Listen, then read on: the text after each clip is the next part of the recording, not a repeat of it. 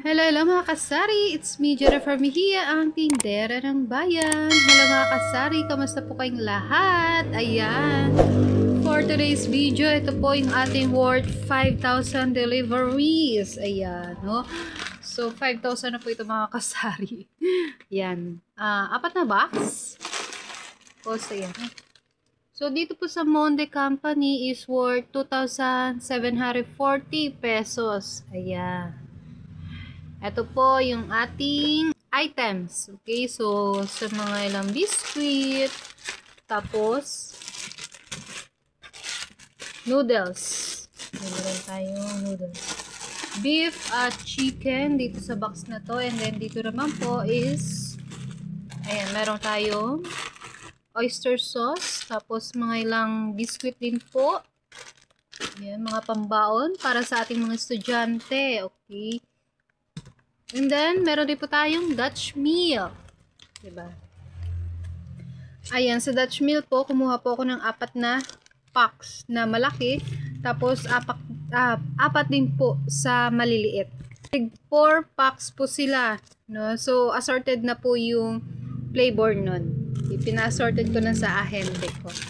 Yan, at meron din po tayong kasalo. Ayan, nakikilala na siya.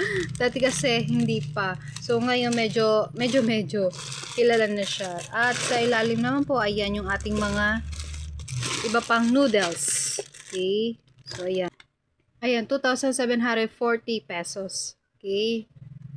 Para sa Monde Company. And then, dito naman po sa Ribisco. Sa Ribisco po natin is worth 1,400 pesos. Ayan, ito po yung total. Pinagsama na po yung dalawang resibo. Ayan. Sa Ribisco, ayan, ito po yung ating mga in-order sa ating ahente. Ayan, meron tayong mga chichirya na jumpy. Tapos, yung ganito po na happy green peas. Okay, so, ayan, assorted na po. And then, tig sa 7 pieces po yan. Yung mga kinukuha ko po na chichirya. Diba? Ayan, 7 pieces.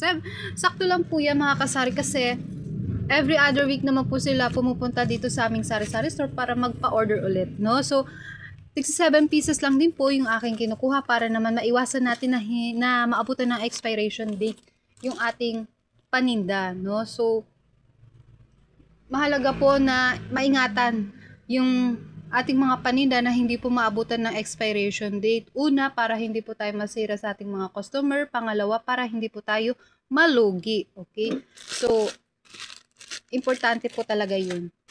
And then, ayan, yung mga maliliit na happy. Ang bentahan ko na po dito is 5 piso 4 na piraso.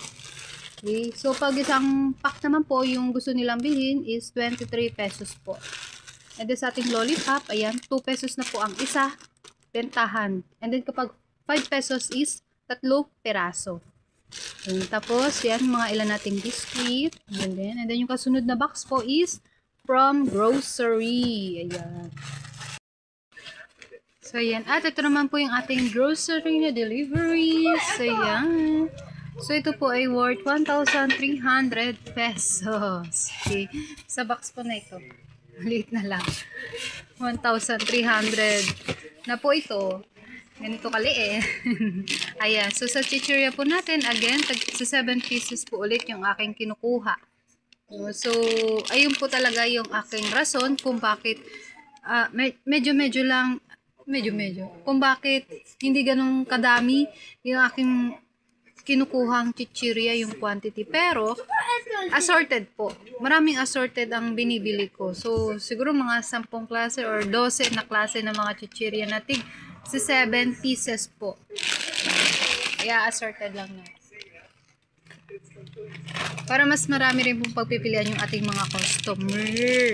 Okay? Ayan. Tapos, nasa ilalim naman yung ating mga pang sarsa. Ayan. Okay?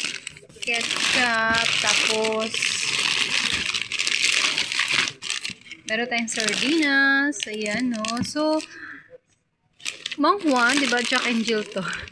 Yung aking ahente po ng Jack and Jill is hindi po ulit pumupunta. Hindi ko alam kung bakit. So, kaya naman, meron tayong second option na pinagkukuhanan ng ating mga chichirya. At yun nga po ay ang grocery.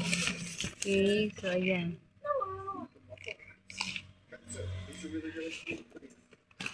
At ito na nga po yung ating worth 5,000 deliveries for today. So, 4 na box, tapos isang ganito na naka-plastic na puro mga chichirya. Okay, so sa panahon ngayon, ang ating worth 5,000 pesos is ito po. Okay. Ayan. Worth 5,000 pesos. Assorted na po yung mga kasari. Okay.